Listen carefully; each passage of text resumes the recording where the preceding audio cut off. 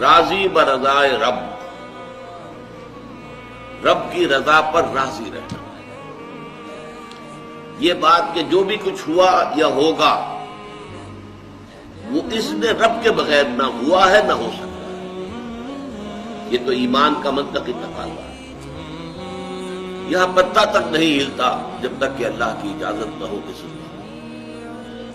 تو جو کچھ ہوا اللہ کی اجازت سے ہوا، خواہ اس میں درمیان میں کتنے ہی عوامل آ گئے ہوں.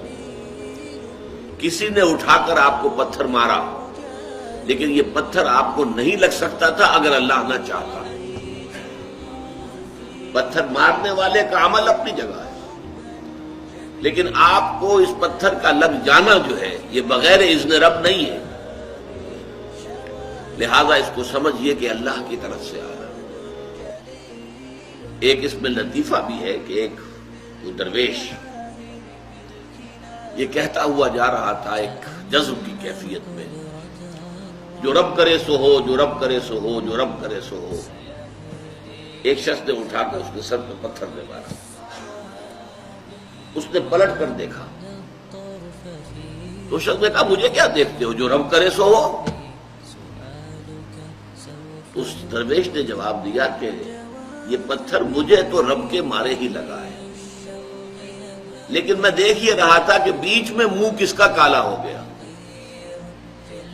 کس نے اپنے لیے جو ہے وہ عذاب اللہ کا کما لیا. ورنہ مجھے بہرحال یہ پتھر لگا ہے تو اس میں اذن رب شامل ہے. اچھا، اب جو شے اذن رب سے ہو رہی ہے، بندہ مومن کا اگر اپنا تعلق اللہ کے ساتھ مخلصانہ ہے، اس میں منافقت نہیں ہے، اس میں ریا نہیں ہے، اس میں دھوکہ نہیں ہے، اس میں فریب نہیں ہے. مخلص، مخلصین لہ الدین،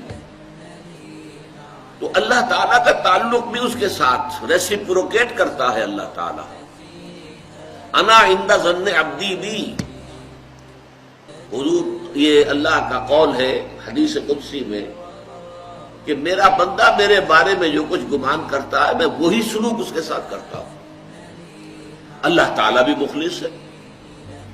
اللہ تعالیٰ کی مرضی کے بغیر کچھ نہیں ہو سکتا. تو یقیناً جو کچھ ہوا ہے اس میں میرے لیے خیر ہے، چاہے فوری طور پر مجھے ناگوار گزرا ہے، مجھے تکلیف ہوئی ہے، میرے لیے یہ شے جو ہے ناپسندیدہ ہے، لیکن ان دی لانگ رن مجھے یقین ہے کہ اس میں خیر ہے. بیدک الخیر انک علی کل شیء قدیر.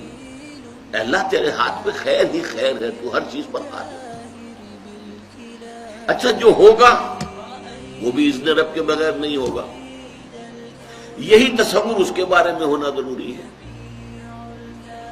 اسی کا نتیجہ یہ نکلتا ہے جس کو قرآن مجید بار بار کہتا ہے، بار بار کہتا ہے، بار بار کہتا ہے، لا خوف علیہم ولا هم یحزنون. کیا مطلب اس کا؟ نہ ان پر کوئی خوف ہے نہ حزن سے دو چار ہوتے ہیں. عام طور پر یہ سمجھا جاتا ہے کہ یہ آخرت میں ہوگا.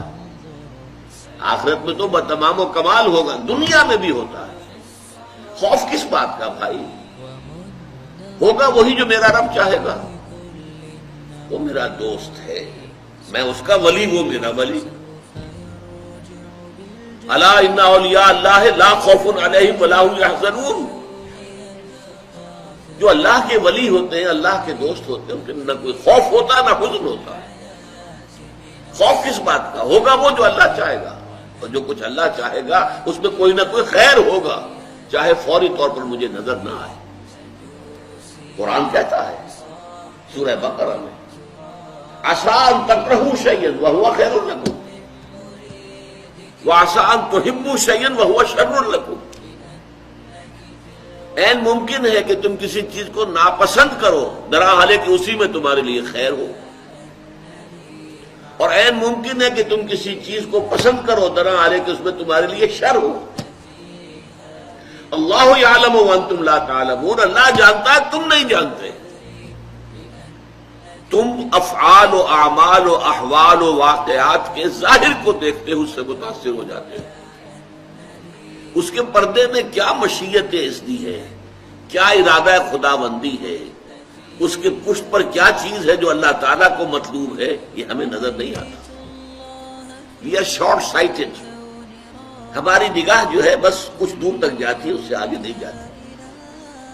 لہذا افعال و اعمال و احوال و واقعات کے صرف ظاہر پر ہماری نگاہ ہے، باطن پر تو ہے ہی نہیں. لہذا ہم اس سے متاثر ہوتے ہیں. تو در حقیقت ایمان کا حاصل الا ان اولیاء اللہ لا خوف علیہم ولا هم یحزنون. اللہ کے دوستوں پر نہ کوئی حزن ہے نہ خوف ہے، کوئی سوال ہی پیدا نہیں ہوتا. اسی طریقے سے قرآن مجید جو ہے بلند ترین مقام جو انسان کا ہو سکتا ہے، اس کی تعبیر کے لیے الفاظ استعمال کرتا ہے رضی اللہ عنہم ورضوا عنہ. اللہ ان سے راضی ہو گیا، وہ اللہ سے راضی ہو گئے.